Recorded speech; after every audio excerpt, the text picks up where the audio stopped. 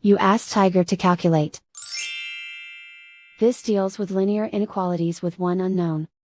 The final result is x smaller than 0.6. Let's solve it step by step. Isolate the x.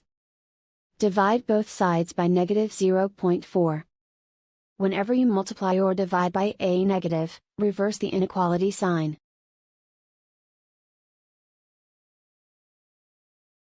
Cancel out the negatives.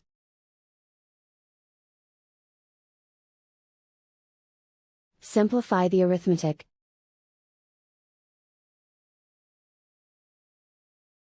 Cancel out the negatives.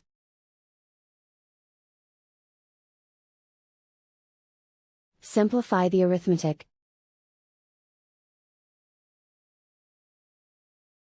Plot the solution on a coordinate grid.